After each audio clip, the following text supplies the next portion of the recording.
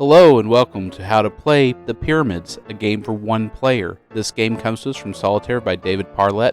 It shares a name with a very similarly named, very popular Solitaire that's altogether different. This one is a completely different game. It uses two decks of cards and it is played completely differently, so pay attention. We'll need two decks of cards that you'll shuffle together, and you're going to be dealing out a pyramid formation. Now I'm doing it from top to bottom, but make sure you space out the middle row cards so they intersect the bottom cards, two cards of the bottom row of 5. And what's going to happen is those 5 cards in the bottom row can be packed upon in ascending or descending order, but you cannot reverse the flow during the game.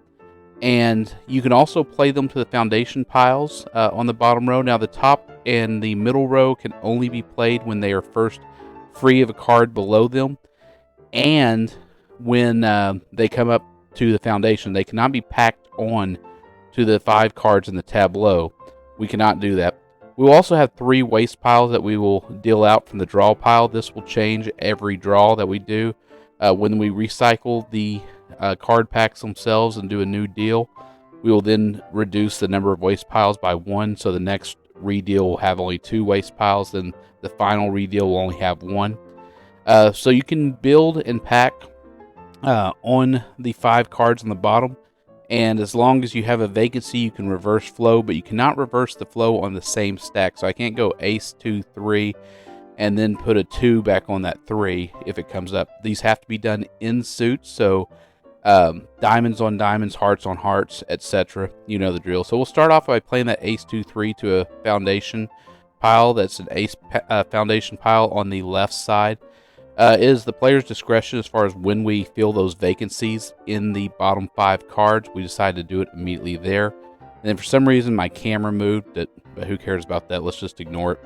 Now I can place that 10 of hearts on that jack of hearts, or I can fill the vacancy and I could reverse flow. So I think I'll just leave it like that for strategy purposes. Now one thing about this game is every time that you deal from your draw pile to the waste piles is a very important practice to go ahead and deal all 3 cards. Or take 3 cards at a time and deal them to each waste pile. That way you can keep track of things, because this is a very easy process to kind of get numbed in the thinking and miss a step. So here I have a 3 I can play on that 2. I'm going to make sure. Yeah, that 2 has no ace on it. That's a bottom 2. So I'll reverse the flow so it's easier for us. Now I have a 5. But right now I really can't do anything other than put that 5 there and reverse the flow. So I think I'll do that. Now it's the player's discretion, so there's an ace of clubs, but I can't use that ace of clubs because I've already started an ace of clubs foundation, so that ace is going to be a bottom card for the king's piles that we will soon have. Once we get our first king out, we will put them over there. I'll reverse the flow of those spades, and I'll just keep going from there. So that's the important thing to remember, is every time you deal out 3 new cards, keep your head down and look at the card. Do not think of moves immediately, because you will miss a step. Place the 3 cards first, then start your thinking. It's a very bad habit and bad practice in this game that you will mess up. You notice I put the up arrows and the down arrows. There's a very important reason for that. In the process of filming this game, I think at least 2 different occasions, I managed to make a mistake on playing cards to the foundations and managed to put the same card that had already appeared. I'd forgotten which direction I'm going, so I had those directions there simply because I didn't want to make a mistake. Now you see we're able to play that jack of diamonds because the card in the middle below it was missing, so therefore we can go ahead and play it. Now we could replace any card in the foundation pile at any point when we want. That's player's discretion. We did it there simply so that we could move some more heart cards onto that foundation. Now we have the ace of spades, which means that this pack here of spades, we can go ahead and build up to the 6. And I'll place some more cards in just to be prepared and ready. Now I have a 9. I think I'll just place that 9 there, because I think I'm going to be using it pretty soon. Okay, I have a 10 that I can place on top of that. Have another king for my foundation pile. I'll place it on. I have a 6 of clubs. I'll place it on the 5 of clubs. I need to remember it goes up. The next card will be a 7 of clubs. Place that 10 and the 9 there. That 8 of clubs cannot move on top of that 9. Absolutely cannot do that. And that's simply because the 8 can only be played onto a foundation pile when it becomes ready. So if we get a 7 of clubs, On top of that 6, I could then move that 8 there. And I think that's at this point what I'm aiming to do. So I'm looking for a queen of diamonds. I'm looking for cards that I can use. Okay, can't use that other king because we've already used it. Can put that queen of hearts over there. Oh, interesting choices. I have the ace. I could go 2, 3, 4, 5, 6, which I will do. I'll place that king and then put the queen, jack, 10, 9, and 8 there. That leaves me a vacancy. I could play that 4 when it becomes available again, but right now I cannot do anything with it.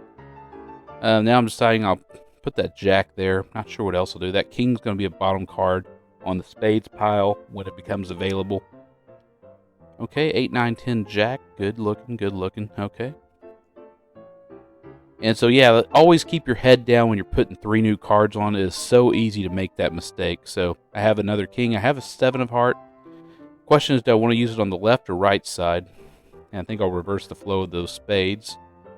I'll use it on the right side, so now I need a 6 of hearts to go over there. Now, why I'm not playing that 10 is because I already have a 10 over there, so I'll leave that alone for now. We have a 2, 5, and a king. I already used the king of diamonds, so I'll place it up there. It's the bottom card. We're 1 card away from using it in my ace foundation, so also that king is far, far away from being used. Or no, it's 2 cards away too, so I'll put it there. So now, let's see what else can we do. Let's put 3 more cards, keeping our head down to avoid any mistakes. That 7 has somewhere to go. That queen has somewhere to go. And we'll put it there, and that will complete our first stack. So ace, 2, 3, 4, 5, 6, 7, 8, 9, 10, jack, queen, and king. So we'll turn that over, signifying that's the end for that stack. I'll put that 7, that 8, that 9, and which 10 do I want to put? Good question. I think I'll put this 10. Not sure if it's going to make too much of a difference or not. This game is overall an odds in favor, meaning that you're going to solve this most of the time. So I had to put that 10 on top of that 9 because I'm going to be building downward in sequence. I already have the 9, 10 of spades on the left foundation piles, so no need to worry about that. We'll deal 3 more cards, keeping our head down to avoid mistakes. There's a jack. That gives us the ability to use that 10, 9. That ace is bottom card, so we're just going to avoid doing anything with it right now. We'll see what's underneath. You're allowed to look at what's underneath. Now, if you want something to be a little bit more difficult, make it a rule that you're not allowed to cheat yourself and you're not allowed to look. That might make it a bit more challenging, I think. So it's your game, your discretion as far as if you want to do that or not. Okay, jack. I'm going to put that 8 over there. I know I'm looking for a 5 of hearts on the right side. That's why I have the up and down arrows, because you wouldn't believe how easily your brain will get this confused. Now, I got the queen. I can put that on the king and put that jack on top. And so when the 9 gets here, which we have, and then when the 10 gets here, we'll be able to put there. We've completed another stack on the clubs in the ace foundation pile. I can't do anything further. Okay, 9. And I put that 8 of spades. Thinking, do I want to do that? There's the 8 of clubs. I'm able to put it there. I'm going to fill some vacancies. Got a 2, which I'll put right on top of that 3. Which I probably want to reverse that, but I didn't think very well, I guess.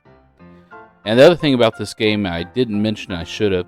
So when you have to do a redeal, you'll start from left to right on gathering your cards up. Now this time we can only deal 2 cards in the waste pile.